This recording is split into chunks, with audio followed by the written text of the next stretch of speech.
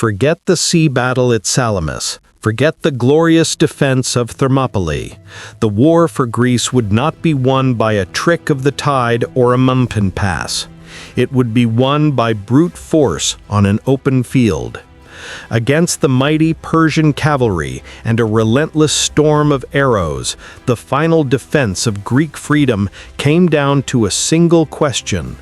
Could a wall of bronze and 9-foot spears hold for a single desperate hour?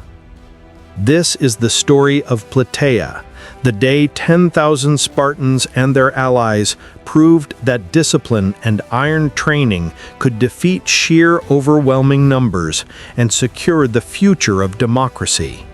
The year is 479 BCE. The god-king Xerxes has fled Greece, his ambitions shattered and his magnificent navy broken in the narrow straits of Salamis. But this great war is far from over.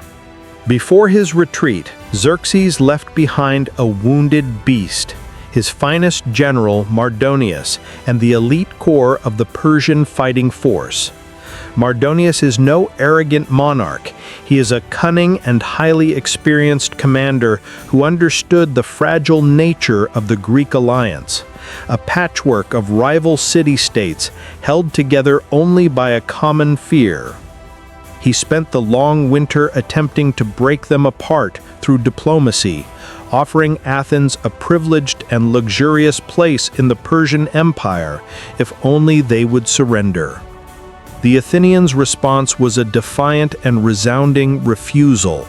They chose instead to send their families to safety and prepare for the final, bloody chapter of the Greco-Persian Wars. The fate of Greece would not be decided by tricks or traps, but on an open field in a brutal, head-to-head clash of civilizations. Mardonius, his diplomatic efforts failed, marched his massive army into Boeotia, near the city of Plataea. He chose his ground with meticulous care, wide, open plains, perfect terrain for his greatest military asset, the formidable Persian cavalry. His core force of elite Persian and allied infantry numbered close to 100,000 men. In response, the Greeks assembled the largest hoplite army ever seen. Nearly every major city-state that had not submitted to the Persian yoke sent its soldiers. At its immovable heart were over 10,000 Spartans and their helot auxiliaries, all commanded by the Spartan regent Pausanias. Alongside them marched the Athenians, the Corinthians, the Megarians, and dozens more. It was an unprecedented moment of Greek unity, a veritable sea of bronze shields and long spears, totaling some 80,000 men. For weeks, the two largest armies to ever face each other in ancient Greece simply stared across the Asopus River, each commander waiting for the other to make a fatal mistake. A tense stalemate ensued for nearly 2 weeks. Pausanias, the Greek commander, was cautious. He knew he could not attack across the river onto ground that was so favorable to the Persian cavalry.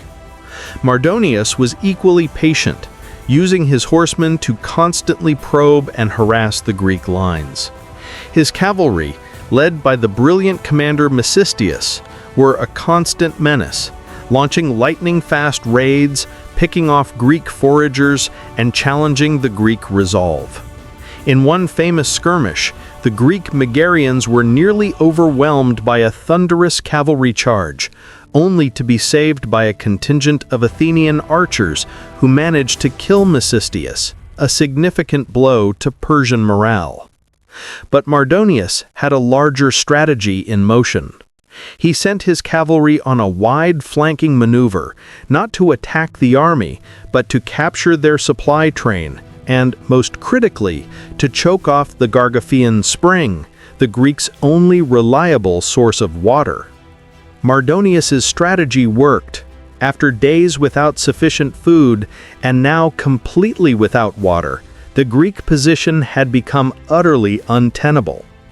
Pausanias ordered a complex nighttime withdrawal to a new position closer to Plataea, where fresh water and better defensive ground could be found. But a retreat at night, especially for a massive, multinational army, is one of the most difficult maneuvers in all of warfare. The movement quickly descended into confusion. The Greek center moved faster and further than planned.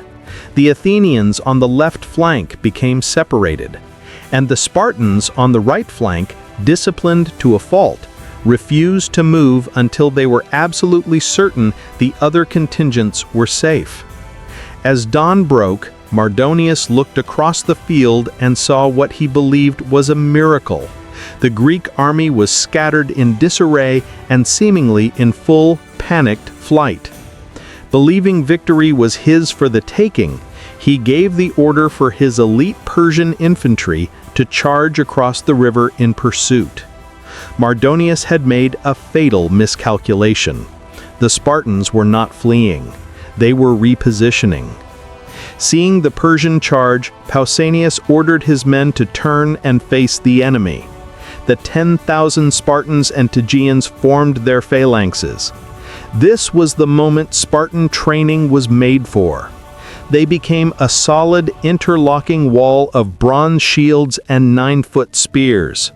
The Persians, confident and shouting for victory, crashed into them. The fighting was brutal and desperate. The Persians, with their wicker shields and shorter spears, were at a massive tactical disadvantage.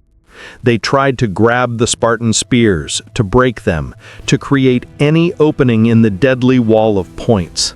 But the Spartan line held for what must have felt like an eternity. The two sides were locked in a horrific meat grinder.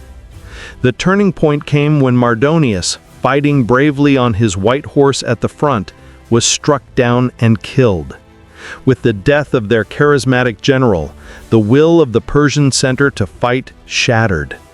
Panic set in, and they broke, fleeing back towards their fortified camp.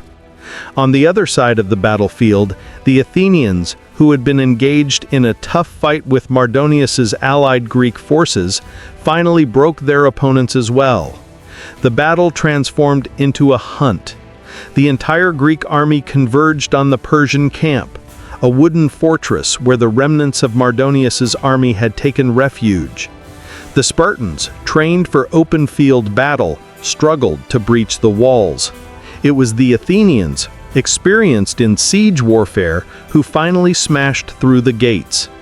What followed was a horrific slaughter. The trapped and demoralized Persian army was annihilated. Of the vast force Mardonius led, only a fraction escaped. The Battle of Plataea was the final, decisive nail in the coffin of the Persian invasion of mainland Greece.